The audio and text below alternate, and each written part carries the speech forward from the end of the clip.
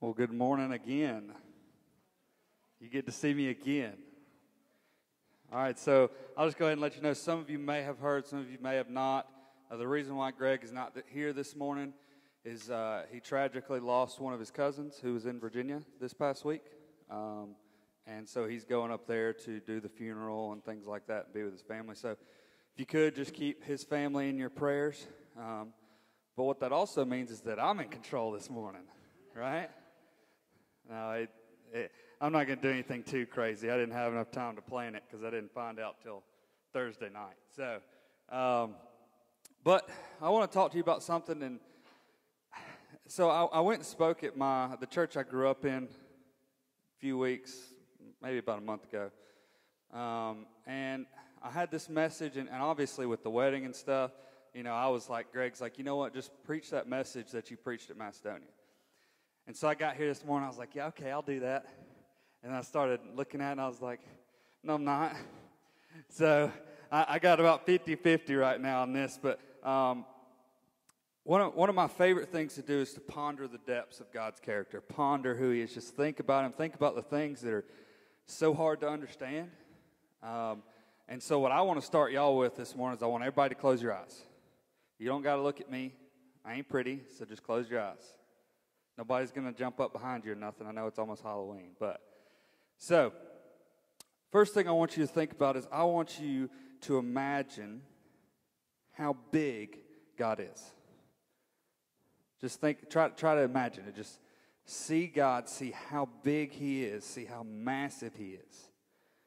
Right? So obviously he created Mount Everest, so he's much more massive than that. Imagine how big he is. Secondly, I want you to think about how strong God is. How strong is he? He can move mountains. He can do all these things. How physically strong is he? How strong is his mind? And thirdly, I want you to think about just how smart he is. How much he knows. He knows everything, right? Just think about how much more he knows than you do. How big his brain is, and how massive his knowledge is. Okay, open your eyes. That's it. Sermon's over. Just kidding. But all those things that you just imagined are wrong. Okay? You're wrong. And the reason why is because, and this is one of those cool little nerdy things that I like, in our finite minds, we cannot fathom God's strength, his size, his intelligence. We can't even fathom it. The biggest thing we can think of, God's like, that's easy on a bad day, right? Like he is so massive. We think Mount Everest, like we look at it and it's like it's the tallest thing on earth right now, and it just almost seems unconquerable. But God looks down at it and is like, I made that with a word. And then you think about how strong he is. Like, can he move mountains? Yeah, he created this whole universe that he's in control of that is, as y'all saw last week in the video, is just massive, and it's still expanding, all from that one word. And then how smart God is, we think about, man, he probably really actually understands what E equals MC squared means, because that's what we like to say when we're trying to say something smart, right? Because I don't know what it means, but he knows what it means. He created it, and it's nothing to him. He knows all time, past, present, and future all at once. And just to kind of give you another little nerdy thing that I'm going to start with today, and it really doesn't even have anything to do with my sermon, but I want to share it. I may have shared it before. God is outside of time. He's looking at time. It's all kind of just like he's outside. Jesus was God coming into time and being with us. So he's outside of time, and what that means is he's experiencing every single moment of worship from every single piece of creation all at once. So that worship that you did when you were, 15, 20, whatever, 20 years ago, he's experiencing that at the same time he was just experiencing the worship that you just gave him. Man, that's cool to think about, isn't it? So that's how great, that's how big God is. So don't put God in a box. The reason why I'm telling you that is because I don't want you to put God in a box. Because a lot of times, and I'm real bad about it, and I've worked on it a lot, is putting God in this nice little neat box of, I understand this, I understand that. But then when I realize that there are things that God does that doesn't make sense to me, and I have to be okay with that, that was freeing. So don't put God in a box as we kind of go forward. But the God that's too big for you to imagine, the God that is too smart for you to imagine, too strong for you to imagine, he wants a deeper relationship with you. We are his chosen creation. Of all the universe, it says we are his chosen creation. We are the ones that bear his image. And so he wants a relationship with you. So, with that being said, we can actually go to what I'm going to talk about today. And it originally kind of started out as it's about the balance of truth and grace. And so a lot of times we go into a situation and we'll start talking to somebody. Maybe we're trying to step out and actually witness to people because that's a little difficult to do. And a lot of times we like to start with the sin. It's like, okay, well, stop, you just don't go out and party on the weekends. Or stop having sex before marriage. Or, whatever it is. We want to start with that. We like the truth. But a lot of times we forget to extend grace.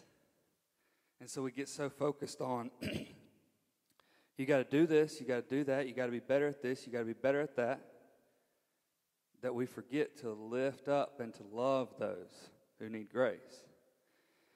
And so, it's been a constant battle, especially with the church, okay? So right now, and you can call me on it in 20 years, the church previously, in the past 100 years, went way over to the truth side of things. They wanted to tell you how much of a sinner you were, fire and brimstone, things like that. Now we're seeing the church shift. We're right now, I'm telling you, in the past 4 or 5 years, we are shifting over the middle line.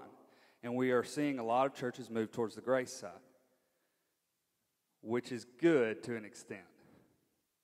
When you move into too much grace without enough truth, you're leaving out the fact that God's called you to a life that's more like him without sin. But when you lead too much to the truth side where it's all about how sinful you are, you don't see the love of God. Think about in John 4, and I'm not going to have it up on the screen because I'd have to go through the whole chapter, and we'd be here till about 2 o'clock, and we're going to be here till about 1:45 now. So, but in John chapter, John chapter 4, yeah, I was right. The woman at the well. This woman had 5 husbands and was living with a 6th man, and I'm not sure if that means she was married to him or if they were about to get married or what. She'd had 5 husbands.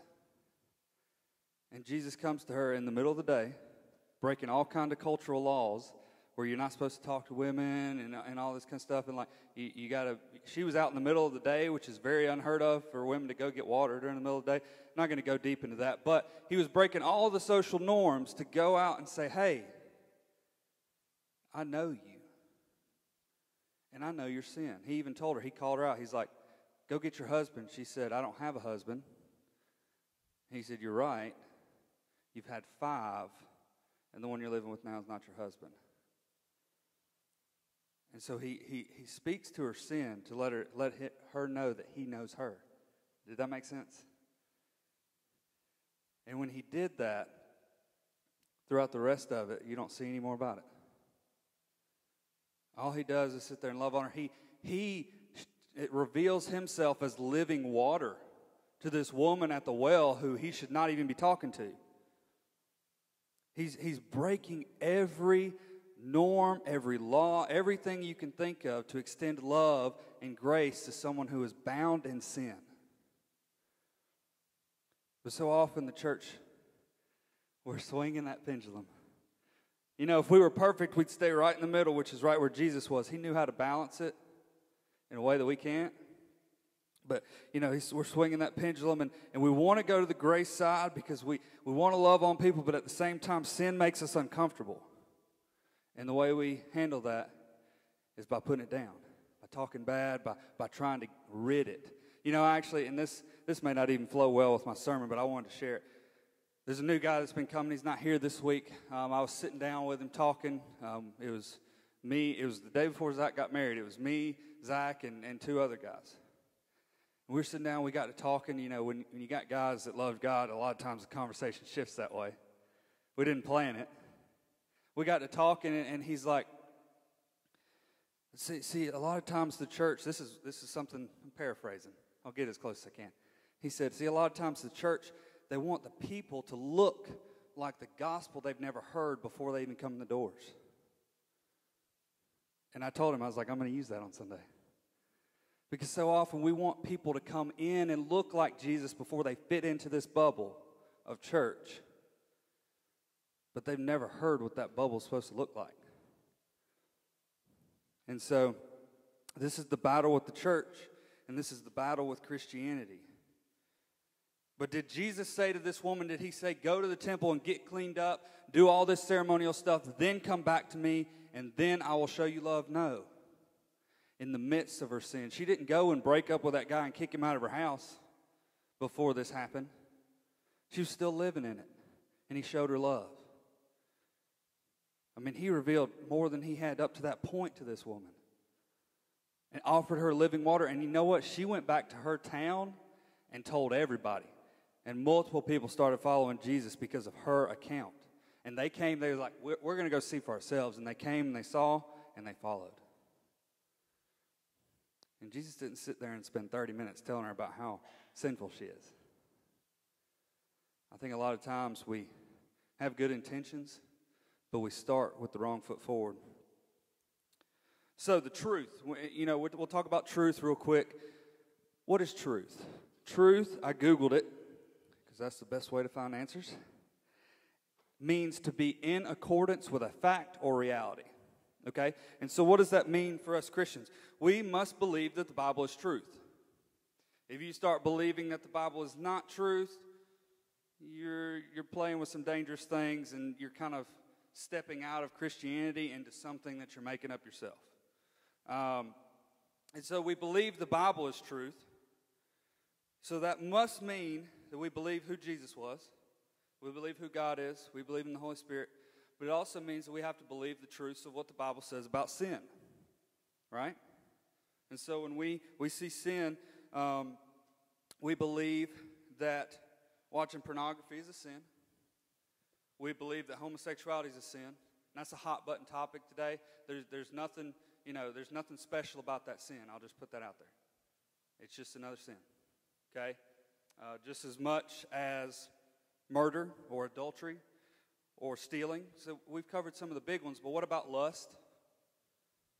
Lust and homosexuality. You see how they go together? It's sexual sin outside of marriage. So you've got that, and then you've also got the road rage stuff. You know, when you forget that somebody who, even though they're in the other car and they're acting stupid, that they actually bear the image of God also.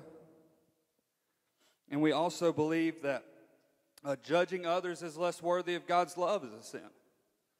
You know, we sit there and we see these groups of people who we deem so sinful that we're just not going to try to preach the gospel to them, because that makes sense. We see those things, and we believe that's sin. We also believe the little white lies are sin. Have I gotten everybody yet? Have I gotten all of you with something yet? So we can all admit that we're all imperfect. And the truth of the matter is if we were going to live by the law, we would fail, right? So that's the truth. And we also believe that we're going to be reconciled to Christ after death. We put a hierarchy on sin, and we look and we use the truth. We use the Bible in a way, like, how many people misinterpret be in the world but not of it, or do not be conformed to this world but be transformed? You know, they say you can't even be a part of these communities because you just can't be around the sin. How are you going to witness to people who don't know Jesus if you're not around sin? How would somebody have ever witnessed to you in your sin when you were there if they weren't around sin? So why do we not have people, and I'm sure there are people, but why do we not see a lot of people going up to, the alt-right rallies preaching the gospel? Because they've got it wrong. Why do we not have people going to the pride rallies, gay pride rallies, preaching the gospel? It just makes us uncomfortable. It does. And if we're honest with ourselves, that's why we kind of hide behind, oh, they're sinners, we can't be around them. So that's when you're hanging out on the truth side of things. But grace, what is grace? Grace is unmerited favor, right? So now we're going from this end, that's the truth. We're going to swing back over this way. Grace. Grace is unmerited favor. It's a gift that you don't deserve. It's someone caring for you when you don't deserve it. It's literally the backbone of our relationship with God, because if he didn't have grace, abundant grace, like if he just had a little bit of it, we'd all be SOL, right? And so God is able to save us through his grace, but sometimes we take grace and put too much emphasis on it. Like there are churches that are moving away from the inerrancy of scriptures because, and this is, I'll quote, I don't remember who I'm quoting, but this is what they said. They said, you can't read scriptures and see that homosexuality is a sin if you've ever actually met and got to know someone who's gay. I have family members who aren't gay, who are just as deserving of hell and probably on the same path. It's not about your personal opinion. And so with these people who show too much grace, they will start taking God out of the picture and putting in their personal opinions. That's just as dangerous as being over here and never sharing the gospel with people because you're too uncomfortable with their sin, right? And so you see how there's a middle ground here somewhere, right? And so a lot of times we think not only, maybe we don't consciously think it, but we act this way. Not only that God needs other people to earn his grace, but sometimes we think that about ourselves. And so this series, here's kind of where things start changing from my original sermon. This series is about Relentless God. Me and Greg were talking. We don't need to explain the same thing over and over again where you've heard that God's never going to give up. You've heard it. You're either going to believe it or you're not going to believe it. What we want to do is we want to show you how to respond when you realize that. Okay? And so here's kind of where we start with the balance.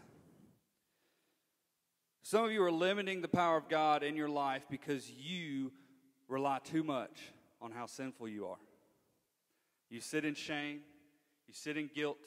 You sit in defeat. You just sit in it. And I want to read scripture to you real quick, Ephesians 2, 8 through 9.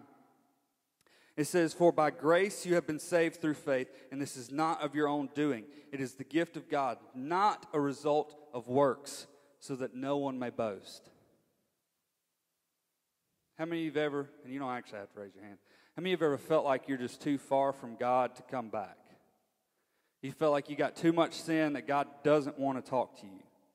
If anything, he's sitting there pleading for you to turn around and face him and have a conversation with him. But so often we think that it relies on works. And it's because we look at the Bible and the Bible outlines so much and it says to be like Christ and all these kind of things. But we always forget that he says that we're never going to be perfect. That we're to strive to be, but that his grace is going to cover us when we fail. And so if you're anything like me, if I'm in some kind of sin, I'm going to like cling to that because that's the only thing I know. Because I don't feel like, I deserve God's presence. I don't feel like I deserve his forgiveness. And so I show myself no grace. Even though God's sitting there like, here, take it. And I'm like, no, I don't deserve it.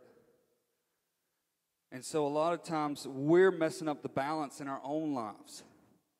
It's a gift. How many times in life have you received a gift that you had to work for? Never. It's not the definition of a gift. I should have Googled that one.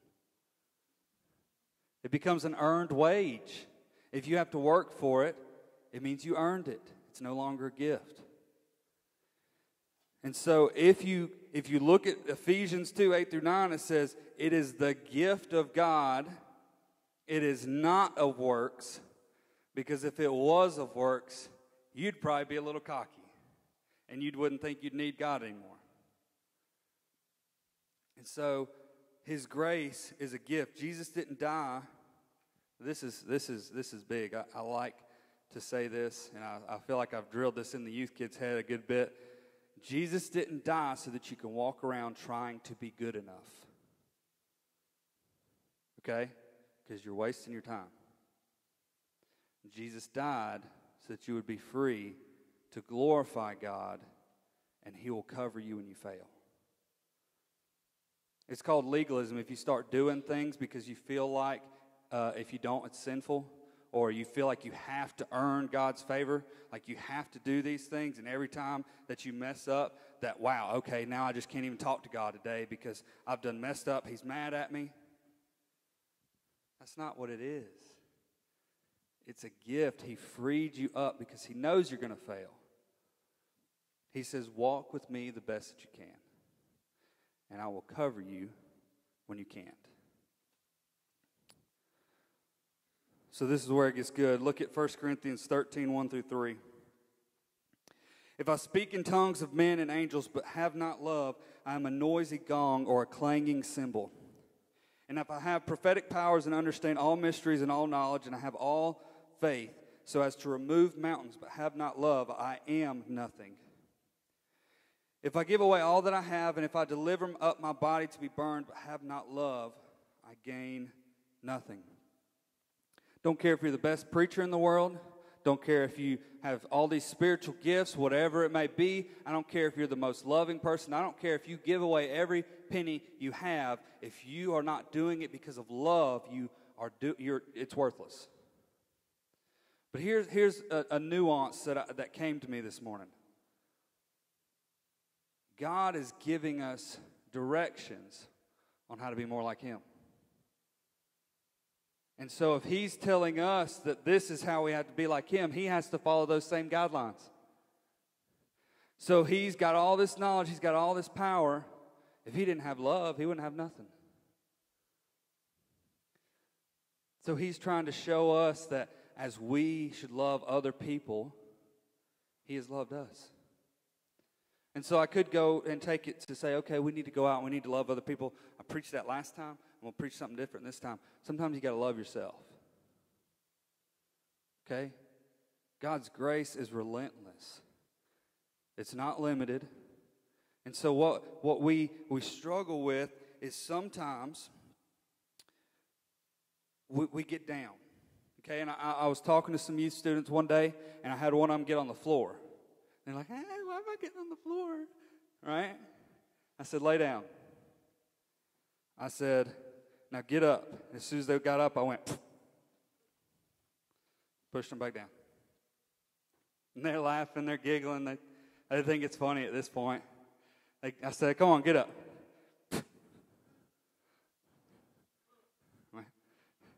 And so they're still giggling. I said, get up. And I did it again. Pushed them. You like my push sound? It's gentle push. I'm a youth pastor. So I said, get up. And they said, why? You're just going to keep pushing me back down. And I said, exactly. I said, when sin's got your life, when sin's got your heart, you're laying there. You're defenseless. And God's over here saying, come on, get up. But a lot of times, instead of us reaching up for the hand that's extended to us, we reach down to push ourselves up. And then Satan's standing on the other side, and he says, no. And he pushes us back down. And so God says, come on, get up. Stop living in this. This is not what I have for you. I have so much more. Come on, get up. And once again, instead of reaching up to grab the hand that's helping us, we reach down to push ourselves up. We try to elevate ourselves. We try to rely on ourselves to do it. And Satan says, no. Push this back down. And over again that happens until one day, months, years later, you realize you haven't even tried to get up in months. You realize God's still sitting there. You think you'd be tired by now, but he's not. He's sitting there with his hand reached out to you.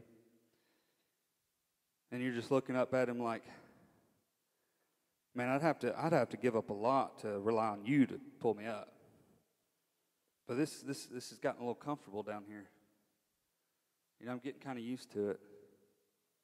You know, I may be separated from you, and Satan may be sitting there holding me down. But I kind of like it. I don't have to do a whole lot. I just get to live. And so is God sitting there saying, come on, get up? We tend to forget he's there. We do. Because now we've realized, okay, well, I've been down here so long, surely he's taken his hand away. Not quite. And so when you see these big, impactful changes in people's lives, a lot of times it's somebody else coming running up and saying, come on, dummy, grab the hand. Like somebody coming along to help you, like you've been relying on yourself too long. Grab God's hand, let him do it. But sometimes it takes some coercion for us to reach up and give up ourselves. But what I find too often, and I've done it in my own life,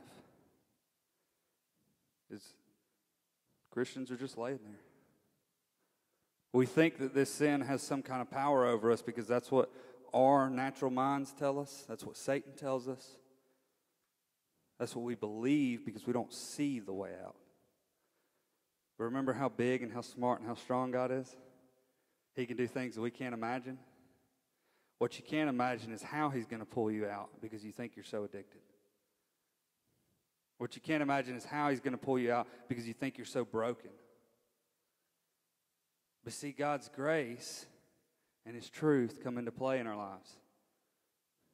But before he starts directing us and showing us the way to go, first he's going to pick us up.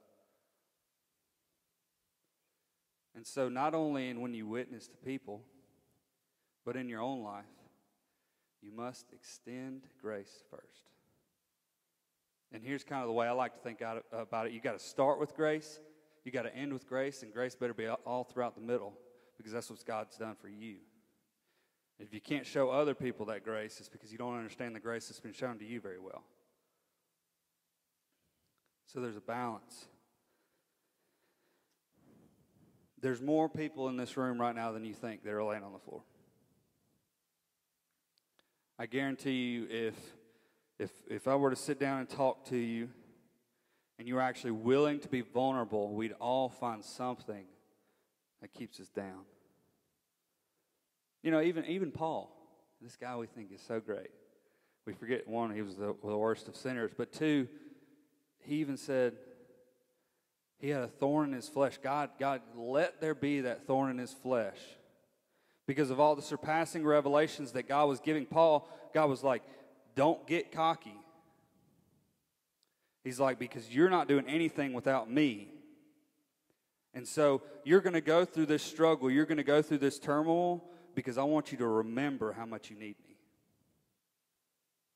And so a lot of times we get to that turmoil and we get to that struggle. God tests us. I'm not going to lie to you.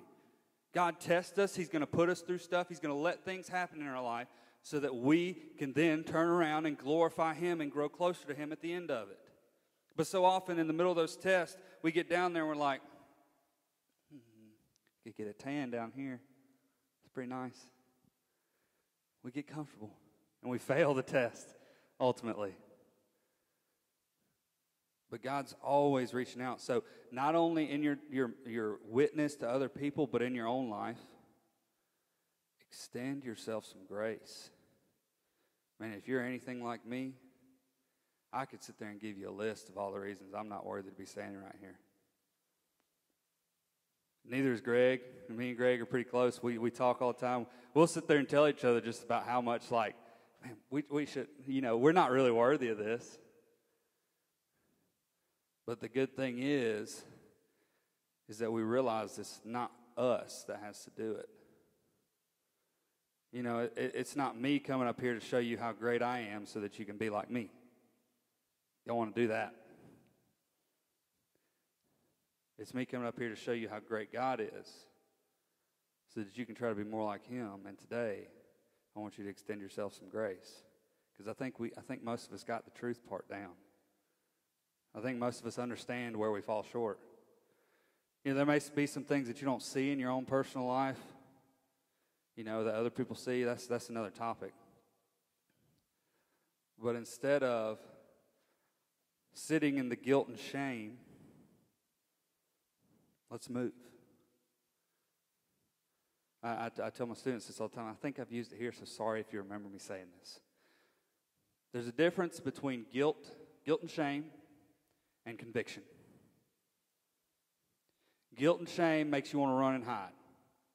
Like if I would be pretty ashamed if I was standing up here naked right now, I'd want to go hide, right? Conviction makes you want to move, makes you want to go towards God. God does not work through that guilt and that shame that's in your life. That's you beating yourself up.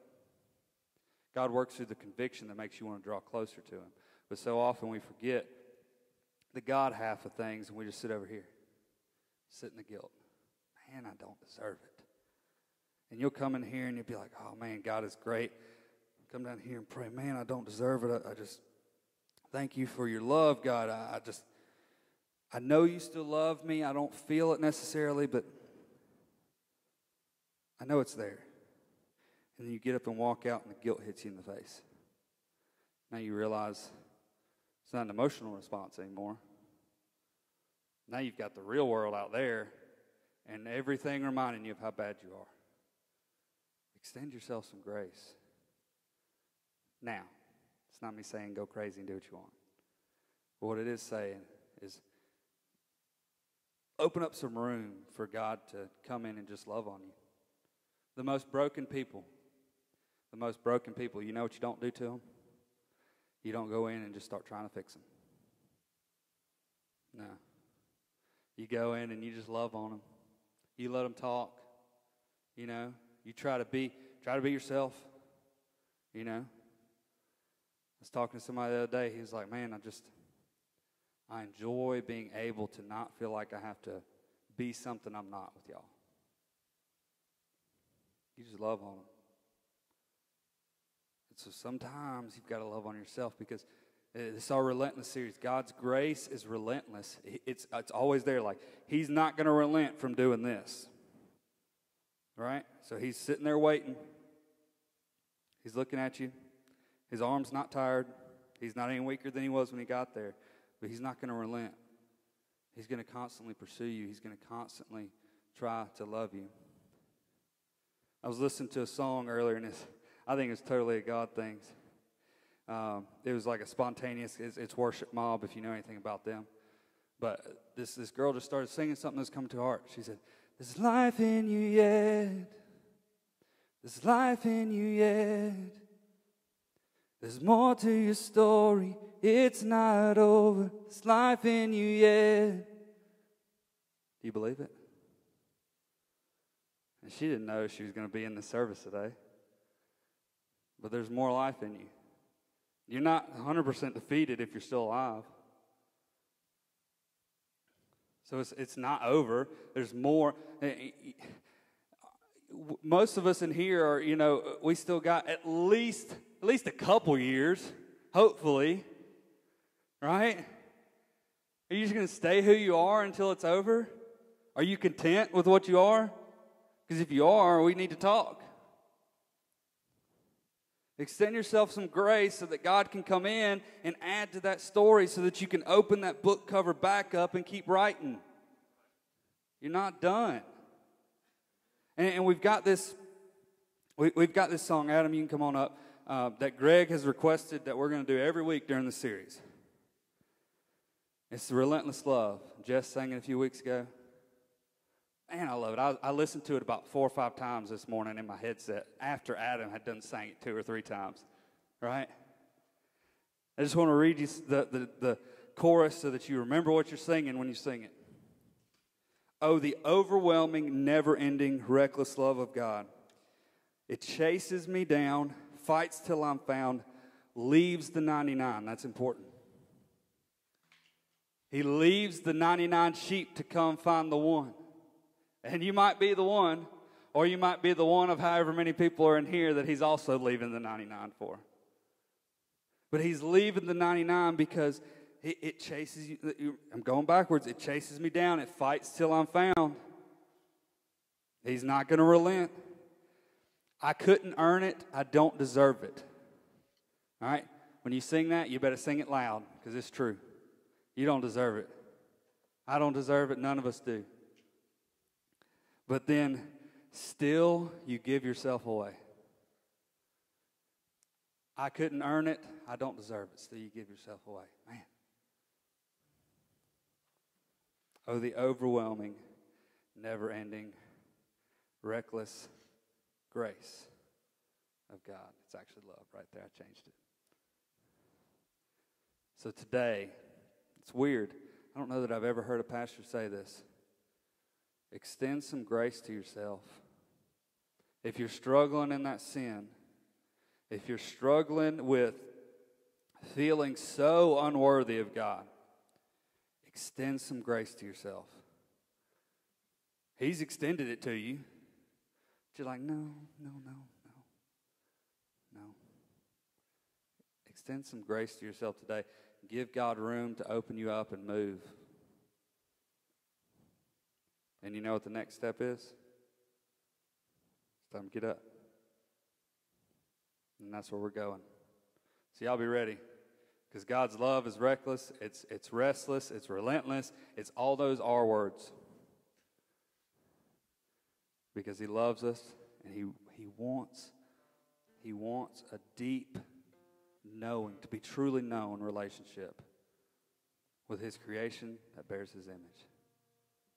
God, thank you for today. Thank you for this opportunity.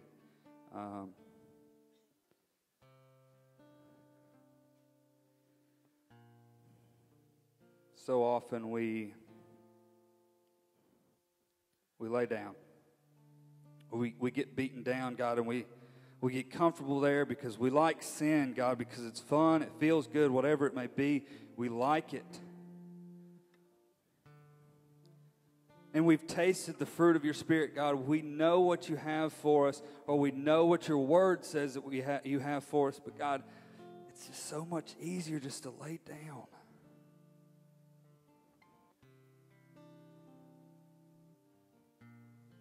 God, help us get up.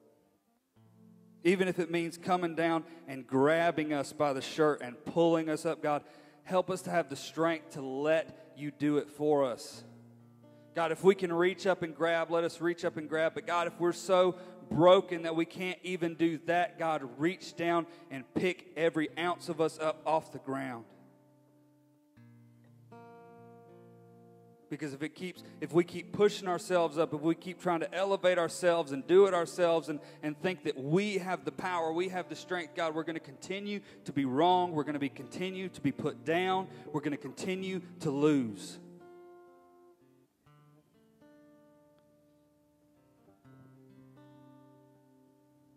God, it's hard.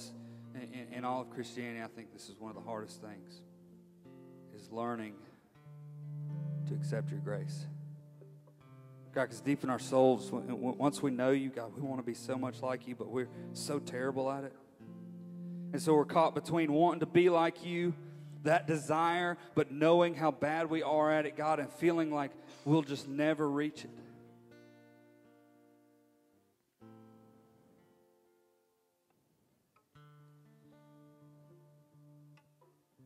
God, pick us up. Luckily for us, you truly are relentless. You've been holding your hand out for a long time, just waiting to pick us up. You're waiting. You said, come on, get up. Get up and walk with me. You're not dead anymore. Get up to new life. Just get up. Get up, follow me. Get up, live for me. Put those old things away, those old habits, those old addictions, those old choices that we continue to make over and over. God, put those away. Get up.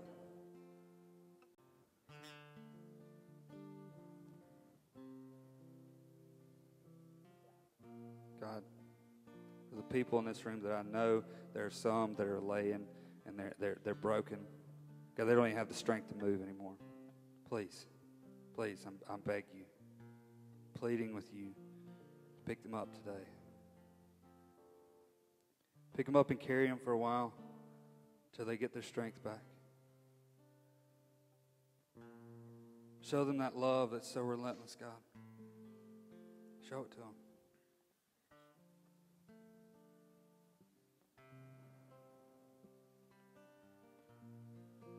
There's more to it. There's more to our lives that you have for us. There's greater things that you said that you would do through us. And until we've done those things, God, we're not done. Pick us up. Move us forward. Carry us, God. God, I pray that your Spirit would rest on the souls of the people in this room. God, all the people who are sitting there thinking, no, I am too broken. Because in the back of some of our minds, God, we can sit there, and even when we hear the word of God, we can still harden our hearts to what you've said. I pray that we would not hold on to that anymore, that, God, we would let it go. God, let your Spirit rest on the souls in this room. Break down the walls. God, light up the shadows that are in the darkness. God, shine something into their soul at this very moment that shows them their need for you, and that you love them, and that you're willing to accept them back. God, we love you, and I praise you in this time, and I pray that you are glorified in us singing about how reckless you are. We ask these things in your Son's name.